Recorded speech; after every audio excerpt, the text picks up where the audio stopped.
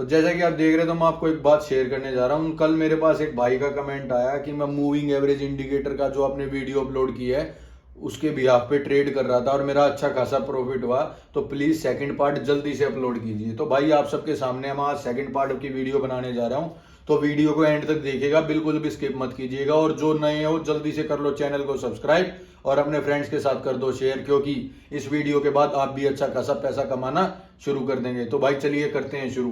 तो भाई last time हमने बताया था, मैं उसका एक बार रिकैप दे देता हूँ। मूविंग एवरेज इंडिकेटर, तो मूविंग एवरेज इंडिकेटर क्या होता है? बेसिकली ये कुछ पीरियड ऑफ सम का एवरेज होता है, जिसके बेस पे हमें ये पता चलता है मार्केट यहाँ से किस फेज में चल रही है, या फिर मार्केट ऊपर जाएगी या नीचे जाएगी। लेकिन हमने क्या किया, हमने स्मार्ट प्ले किया, हमने एक टाइम पे दो मूविंग एवरेज को यूज किया।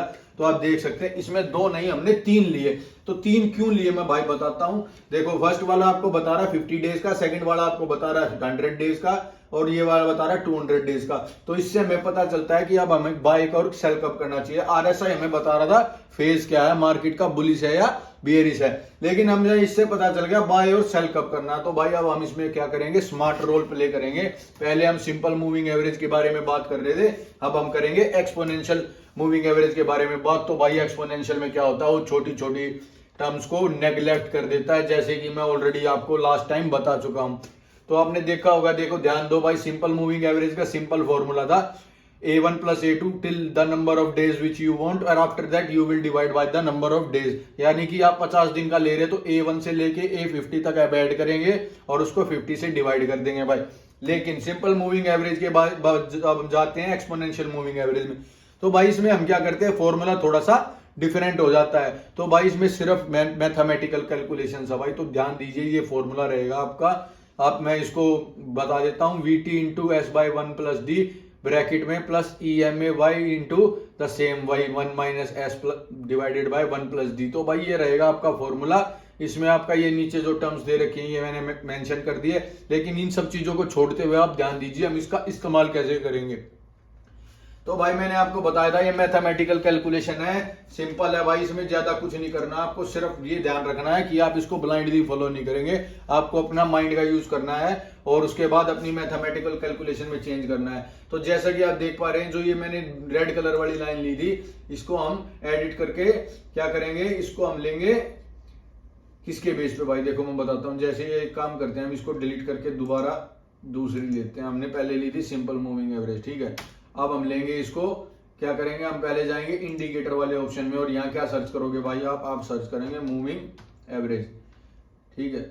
आप मूविंग एवरेज सर्च करोगे, मूविंग एवरेज जैसे ही सर्च करोगे आपका मूविंग एवरेज आ जाएगा। लेकिन आप पहले क्या करेंगे, आप इसकी सेटिंग्स में जाएंगे। जो ये आपका 50 डेज था, पहले इसको आप 100 डेज कीजिए, क्योंकि हमारा 50 डेज का हम वो ले चुके हैं, क्या, सिंपल मूविंग एवरेज। उसके बाद हम यहाँ करेंगे, आप देख पा रहे होंगे इधर, ध्यान दीजिए भाई, यहाँ पे सिंपल है तो भाई सिंपल में जाएंगे, सिंपल में जाके आप एक्सपोनेंशियल सिलेक्ट कर लेंगे मेरे भाई।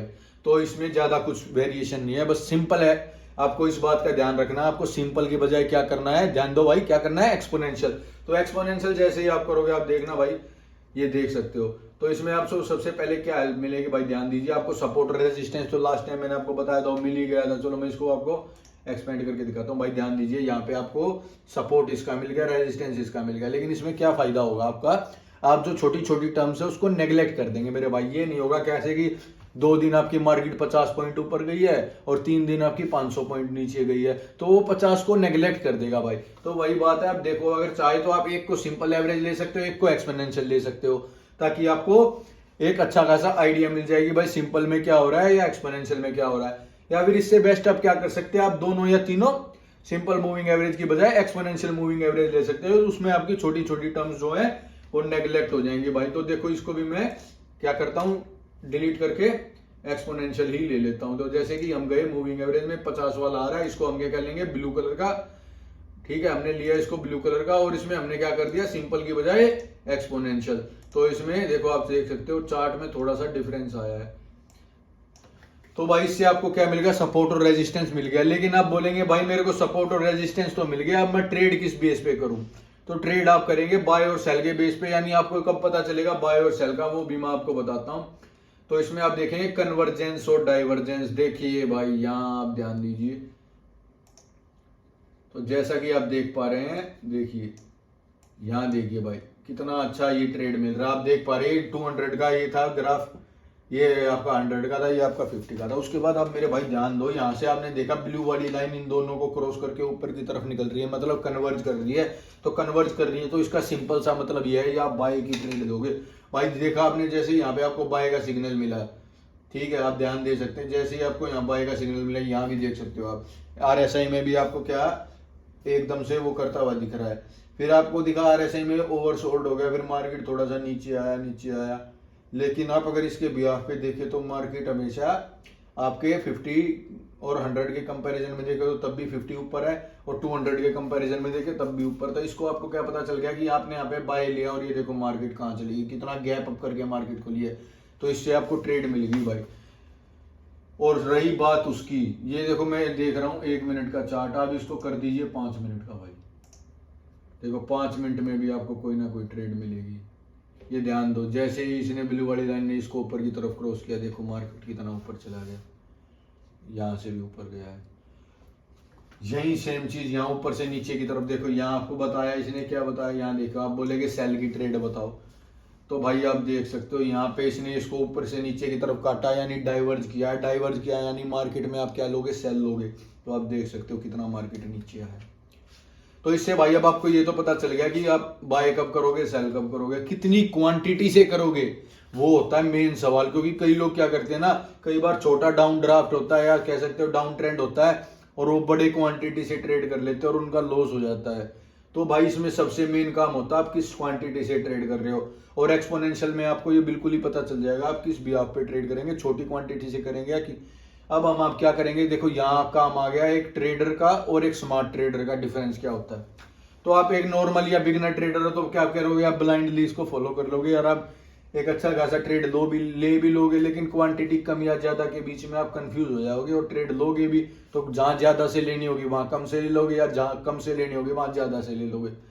तो भाई अब क्या करेंगे, आपको ये कैसे पता चलेगा आपको क्वांटिटी कितनी रखनी है। तो भाई सिंपल बात है, हमने क्या किया, हमने तीनों इंडिकेटर्स को कंपेयर किया, किसके बेस पे, कैंडल्स के बेस पे कह सकते हो, या फिर बाय या सेल के बेस पे। तो सबसे सिंपल बात है भाई, देखो अगर तीनों indicator simple moving average, exponential moving average और आपका RSI आपको सेम इंडिकेशन दे रहा है, और उसके बाद आपको कैंडल्स भी सेम इंडिकेशन दे रही है, तो उसमें आप हाई यानी कि मैक्सिमम अमाउंट से ट्रेड कर सकते हो।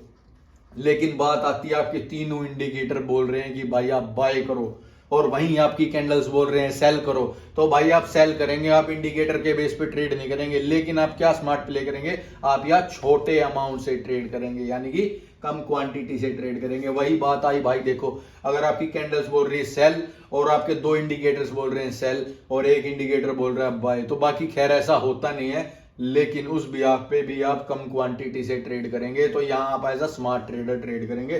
तो आपको पता चल गया आप क्या करेंगे, आप तीनों ट्रेडर्स को या फिर तीनों इंडिकेटर्स को और कैंडल को कंपेयर करेंगे, जिससे आपको पता चल जाएगा आपको किस क्वांटिटी में ट्रेड करना है।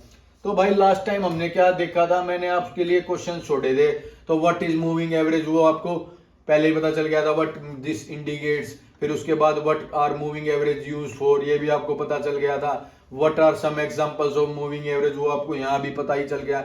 उसके बाद नेक्स्ट क्वेश्चन है व्हाट इज MACD। तो भाई मैं इसको आपको बेसिक्स डेफिनेशन बता देता हूं। इसकी डेफिनेशन होती है moving average convergence and divergence. तो आपने इसमें देखा होगा, कन्वर्जेंस माने जब मार्केट नीचे से ऊपर की तरफ इसको कट करती है छोटी वाली, तो उससे हमें क्या पता चलता है कि हमें बाय करना है। डाइवर्जेंस में क्या होता है आपका, जब ऊपर से नीचे की तरफ कट करती है आप सेल करते हो। तो इसमें आपको कैसे पता चल रहा था भाई, आपने क्या किया, आपने 3 इंडिकेटर लिए मूविंग एवरेज के, एक आपने 50 डेज का लिया, आपने एक ने 100 डेज का लिया, और एक आपने 200 डेज का लिया। लेकिन अब आप बोलोगे यार मैं 3 दिन का क्यों लूं, एक से काम क्यों नहीं चल जाए मेरा। तो भाई बहुत अच्छा क्वेश्चन है आप सबका, आप सोचेंगे कि एक से काम चल जाए, इसलिए हमने क्या किया, MACD का इन्वेंशन किया कह सकते हैं आपने। इन तीनों को कंपेयर करके हमने क्या बनाया, MACD। इसके अंदर आपको सारी चीजें मिल जाएंगी।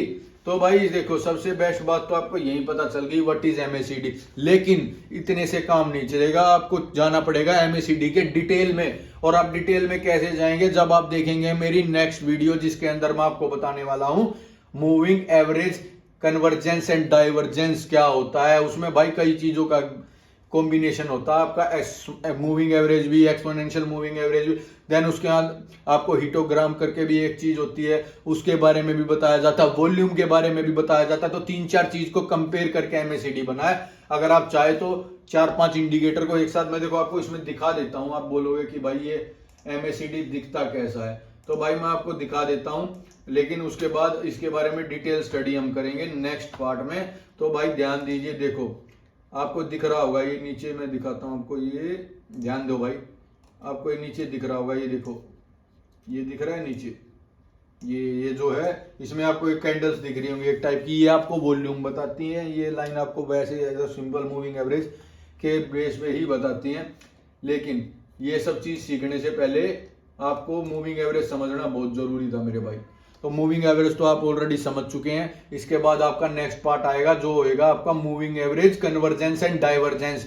और ये जो नेक्स्ट क्वेश्चन है, what is golden cross and the bottom line, ये सब आप मेरे को कमेंट करके बताओ। और जिसको नहीं पता और आप चाहते हो कि आपको इस बारे में पता चले, तो आप मेरी नेक्स्ट वीडियो देख सकते हो, या फिर आप एक काम कर सकते हैं, कोई अगर आपका फ्रेंड जो शेयर मार्केट में ट्रेड करता है उसको शेयर करो और उससे पूछो कि ये गोल्डन क्रॉस क्या होता है या बॉटम लाइन क्या होती है। इससे आपको पता चल जाएगा कि आपके फ्रेंड को कितनी नॉलेज है। क्या पता वो आपको वैसे ही बोल रहा है मेरा प्रॉफिट हो रहा है। अगर उसकी सच्चाई जाननी है तो उससे सवाल करो और जल्दी से शेयर कर दो भाई, और नए हो तो कर लो सब्सक्राइब। मिलते हैं नेक्स्ट वीडियो में। Thank you, hope you are making profit.